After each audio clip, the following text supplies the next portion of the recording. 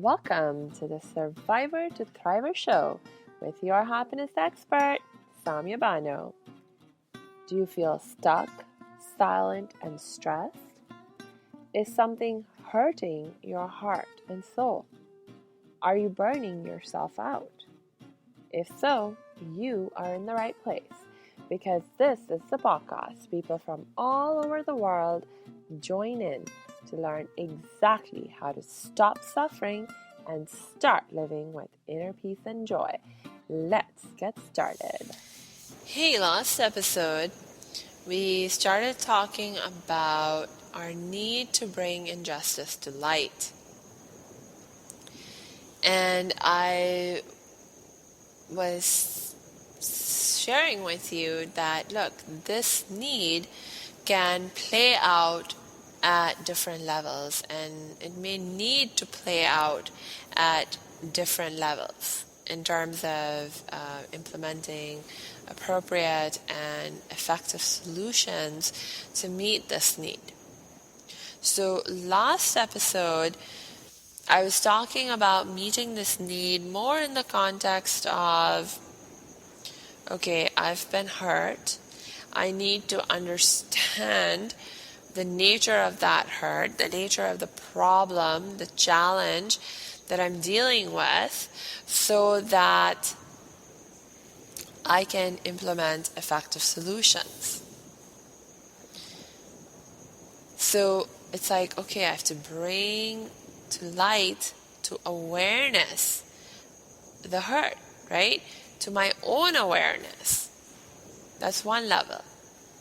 But a second level, which we also talked about last episode, is bringing to light, to the awareness of other people around us, what the injustice is that we have experienced, what the hurt is that we are suffering with, that we are struggling with.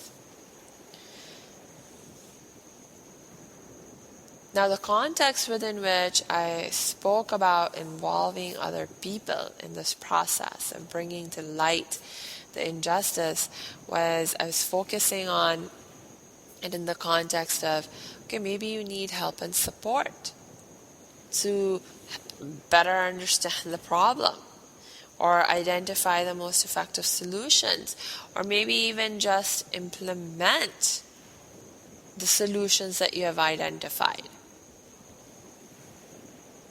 Right? Because each of these three things is its own distinct step in the healing process, and can pose its own distinct challenges. And we may find ourselves struggling at any one of these levels because maybe we just don't have the required knowledge or the skills or the tools that are necessary to properly understand the problem or identify the solution or implement it. Right?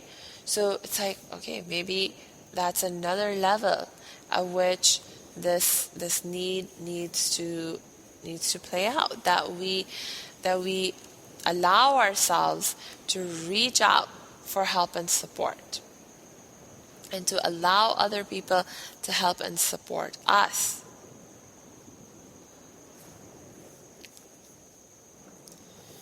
Now, I didn't talk a lot about, well, of course, if you're going to be reaching out for help and support, there can be risk in that, right? Because to share with someone what has hurt you, what is hurting you, I mean, that takes a lot of courage, because that requires that you allow yourself to be really vulnerable in front of someone.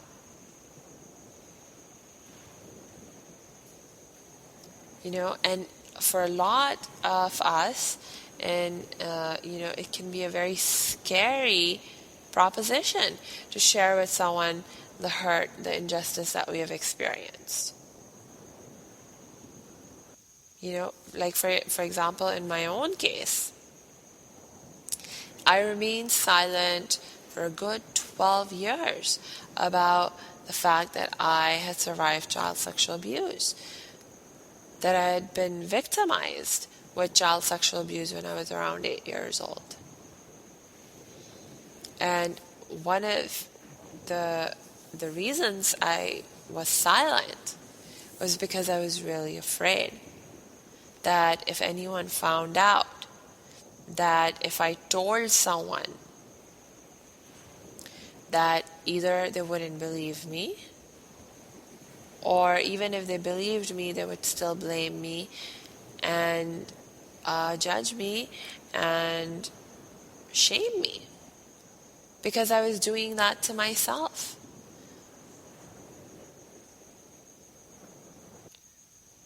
And not to mention all the evidence that I saw, like especially as I grew older and older, and I started to become more and more aware of just the scope of the problem that this is in our communities, in our societies, and just how challenged people are to deal with it.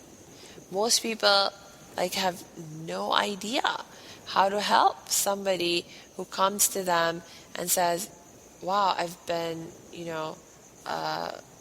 sexually assaulted, I've been sexually abused. Most people have no idea.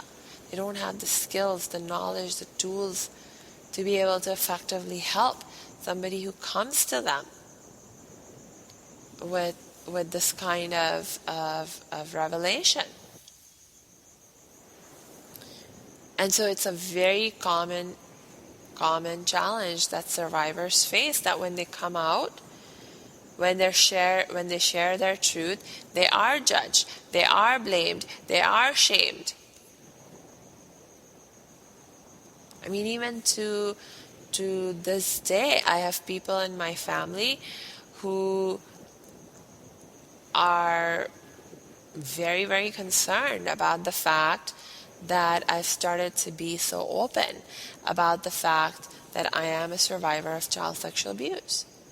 They're concerned because they believe that this is actually something that is shameful. They believe that this is something that tarnishes your character, your honor, your reputation. And because now I'm talking about it in public ways, and people are learning about the fact that I'm a survivor of child sexual abuse, that there are many people who will not want to have anything to do with me. More specifically in the context of marriage, that their families that won't want their sons to marry me because I'm a survivor of child sexual abuse, and the assumptions that they make about survivors and the fears that they have about survivors in terms of, what that means about, I've lost my honor, or, that I may be living with emotional scars and trauma, and so I'm no longer capable of being in a healthy relationship, or those kinds of things. And my family members who are concerned about these things, they're not concerned for no reason. I understand that. It's part of the reality of their experience, that this is exactly the kind of reception that survivors of sexual abuse, sexual assault, this is exactly the kind of treatment that they're met with, that they're given.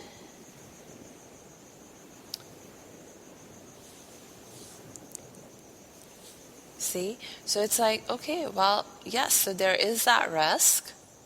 There is that potential and maybe even the reality. Maybe it's already a part of what you have experienced. Maybe you already tried reaching out for help and support, telling someone about what you've been through, and found that to be another layer of hurt added to what you had already been struggling with. Not being believed, being blamed, being judged, being shamed.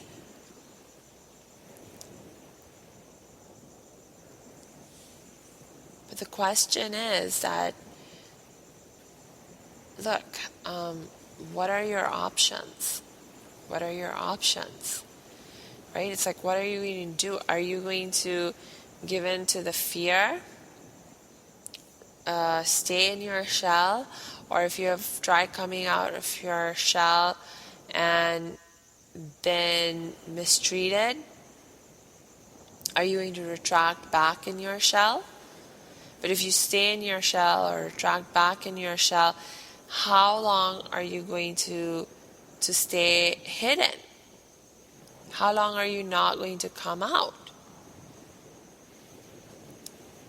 And what are the consequences of staying hidden, staying back? Can you achieve the kind of inner peace and joy and contentment and healing that you need while staying in your shell?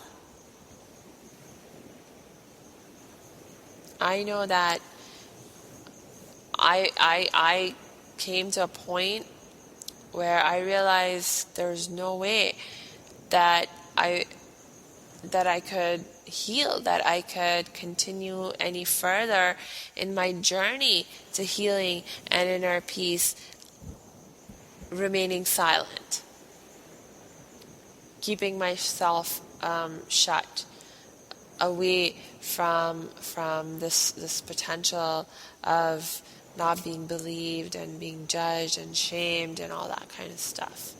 I realized that I have to face that fear. I have to take that risk, do the deed anyway.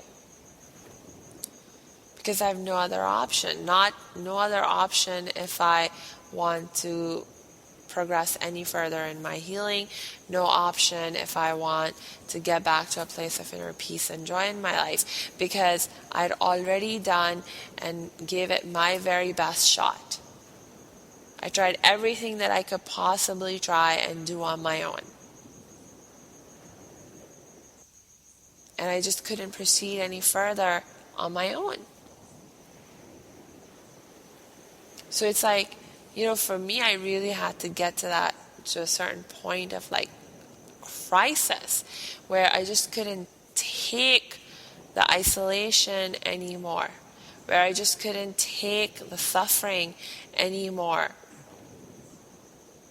It was like the fear then shrank in comparison. The risk shrank in comparison to what I perceived as the consequences of not facing the fear, of not stepping up, not stepping out.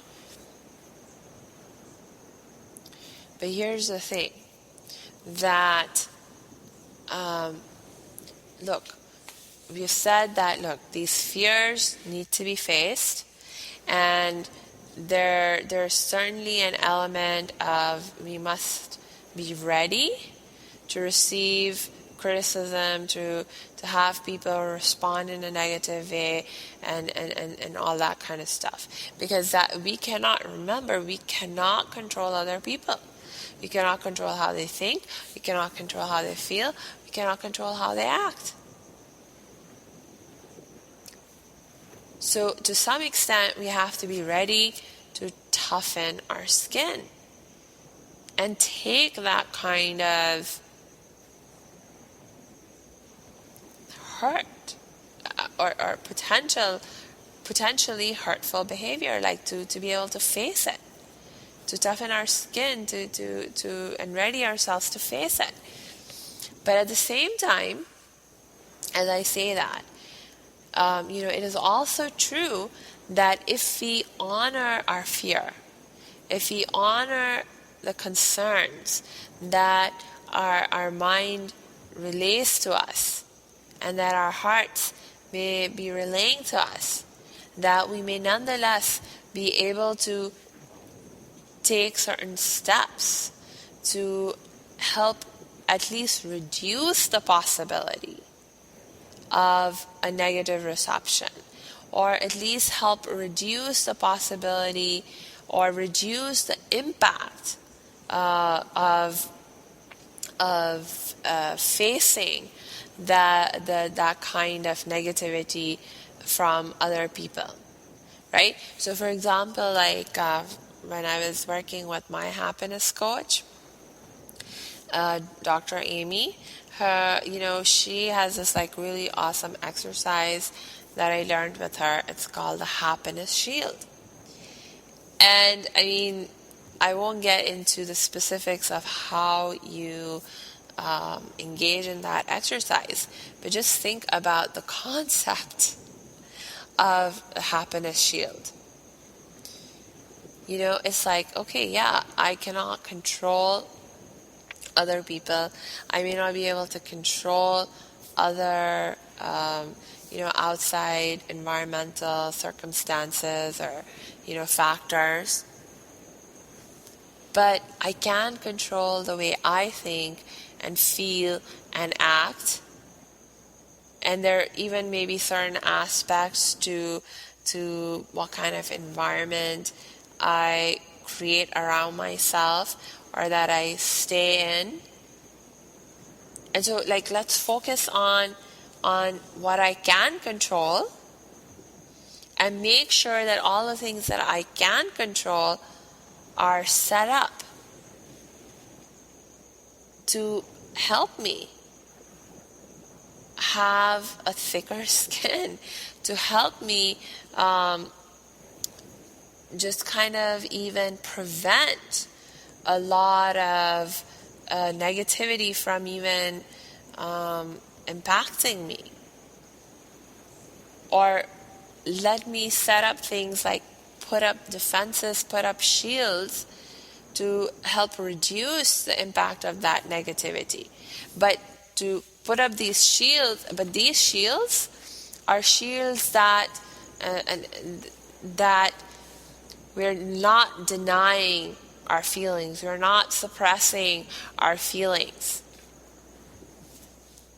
Like if something hurts us, we don't say, oh, no, it's fine. No, that's not what a happiness shield is about. That's not the kind of happiness shield that Dr. Amy was teaching us about, or that I now teach my clients about, right?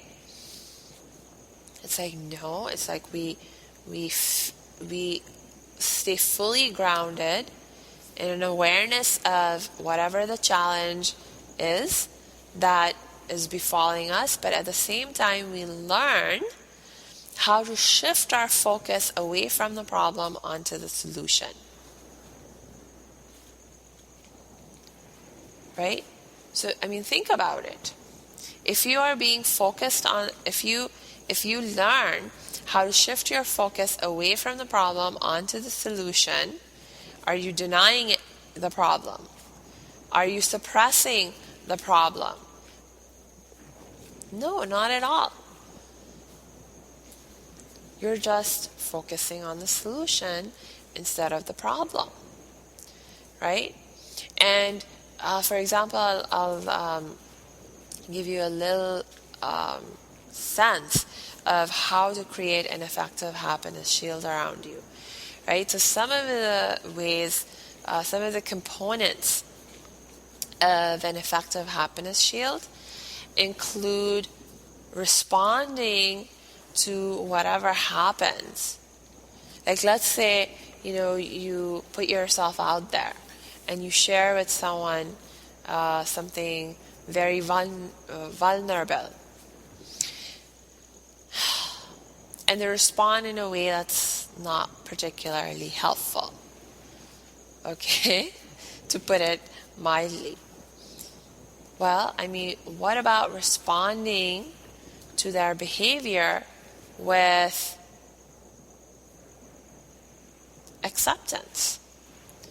Acceptance not in terms of, okay, I'm just going to lie down passively and take whatever you're doing, but acceptance in terms of saying, okay, it is what it is. She said what she said, or he did what he did, and it is what it is. Like, I can't change what they did. I can't change what they said. So I'm not going to, focus on what they said and what they did. I'm just going to say, okay, it was what it was, and now what? Now what? What do I do in response? So again, shifting the focus away from them back to me and what I can do. How I am response able in this particular situation, in this particular scenario.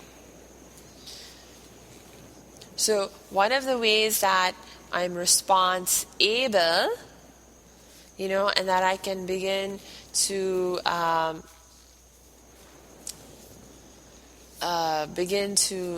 create a happiness shield about me is like, okay, I face the reality of what happened. I accept the reality, of what happened.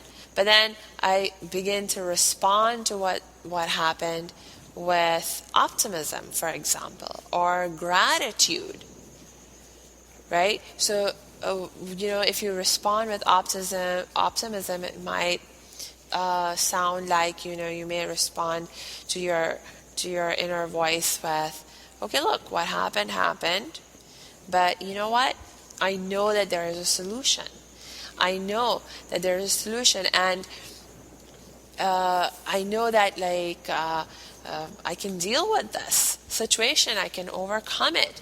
And maybe you even begin to generate ideas around how you can address the situation, how you can solve the solution. It's like, maybe I can talk to this person again and clear this misunderstanding, or maybe I can reach out to another person, or whatever. It's like, okay, like hope, responding with hope, responding with optimism. What about responding with gratitude? It's like, okay, what happened. I accept what happened, but you know what? I'm still really grateful for all these other things that are also true, also true and really, really good for me right now. And you focus on those things that you can be really grateful for in the moment. And one of the most amazing things, there's a lot of amazing things that happen, especially when you become focused on gratitude, responding to whatever happens from a place of gratitude, because not only does it just make you feel really good to think about everything that is right in your life, everything that you do have, that you love and that you appreciate in your life, but it also can help you become more aware of all the resources that you have access to, right? And resources that you have access to that you may then be able to come up with ideas for utilizing to help you problem solve whatever your particular situation or struggle is, right? So these are just a couple of quick examples I wanted to give you for how you can employ or begin to create like a happiness shield to help mitigate the impact of other people's negative responses to you or negative reactions to you. So think about this. And I'm going to go ahead, wrap up right here for today. But look, as always, I want to end with the reminder that if this is something you find yourself struggling with, please reach out for help and support. And you know I am one person that you know, at least one person that you know that you can reach out to. And you know how to connect with me. Just go to my website at www.academyofthriving.com. Click on the Contact Us page, and you'll see different options for connecting with me. So until we connect next time, I wish you lots of peace and joy.